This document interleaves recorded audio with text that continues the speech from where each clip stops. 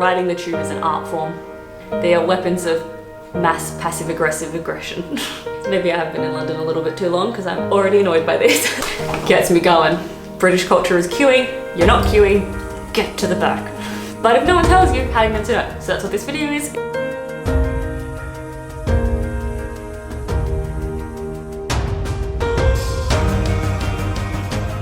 Hi guys, and welcome back to my channel. If it's not a welcome back and you're new around here, I am Yvette. I moved to London 3 months ago and these are kind of the things I'm learning along the way. In today's video, I wanted to do a video about the tube.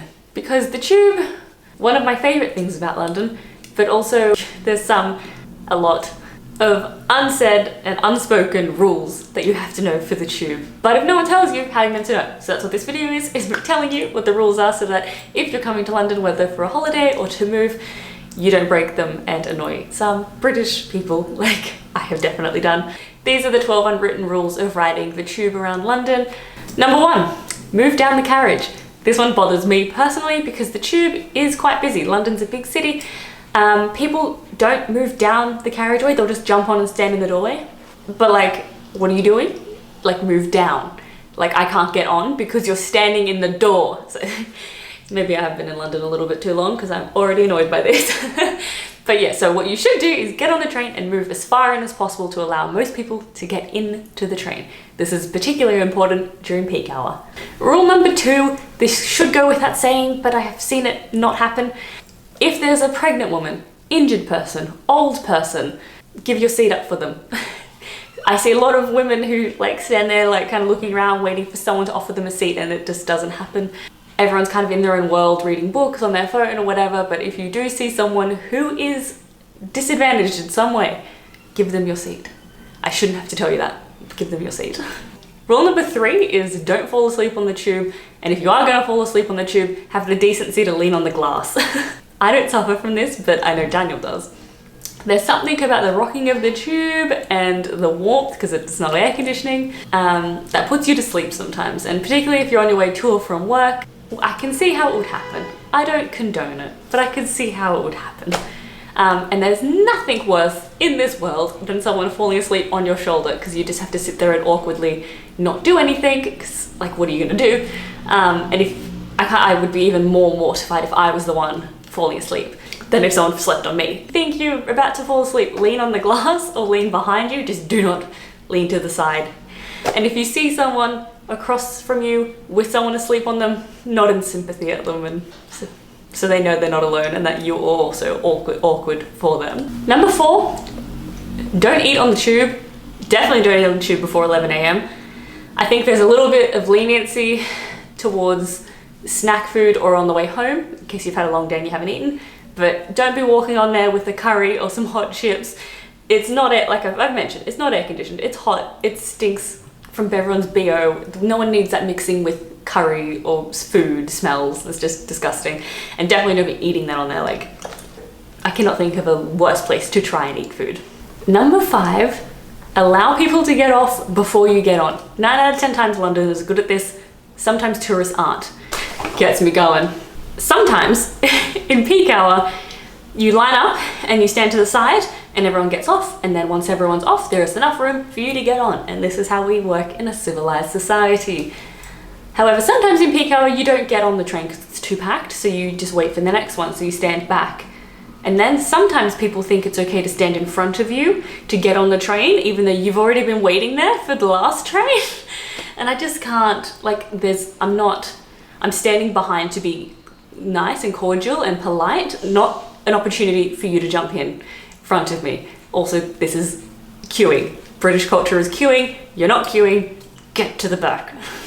Number 6, this goes either way. Don't wear your backpack on the tube. If it's peak hour, you're probably hitting someone shorter than you, me, in the head with your backpack, so just take it off and hold it down low. Alternatively, if it's packed and people are being dumb and not getting off to let you on or not moving through the carriages, these backpacks can be your best friend. They are weapons of mass passive-aggressive aggression. Pumping people with your backpack if they're not being polite, and then be like, oh, I'm so sorry. If only you had moved through the carriage, you wouldn't have been hit. London's turning me into something I don't like. have no fear, if you don't have a backpack, your shoulders work just as well. Number 7, make sure you have enough money on your Oyster card before you get off the train or get onto the train. No one wants you at the gates tapping and it saying rejected and then causing this whole kerfuffle traffic jam of people. One thing that tourists don't realize, if you have a contactless card, so you can tap on and tap off or tap for things, you can just tap on and off with your card. No need to even bother with an Oyster card, and then you always have money on it and then it will always get accepted. I much prefer this method, then there's no traffic jams.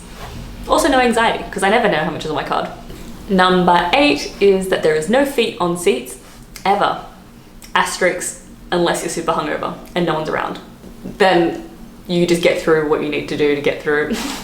Number 9, if there's more than 4 minutes wait for a train, you do have permission to cry, because that is the longest you will ever wait for a tube in London, unless there's some severe breakdown. Number 10, probably one of the most important ones you'll learn on your entire trip to London, do not stand on the left. Stand to the right. And when I say stand to the right, I mean all your belongings to the right on the escalator.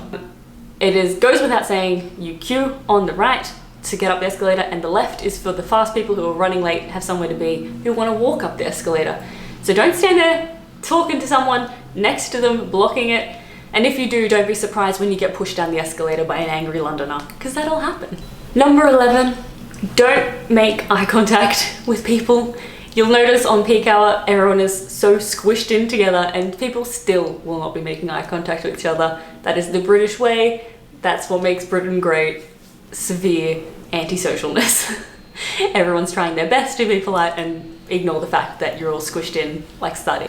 Also on that note, don't make polite random conversation on the tube. Number 1, the Brits won't enjoy it. Number 2, you will not hear it over the screeching of the tube. It's quite loud when it's going around corners. Number 12, my personal pet peeve, do not lean on the poles. Poles are for holding on to. There are short people, like myself, who cannot reach the ones on the top because I am a tiny person.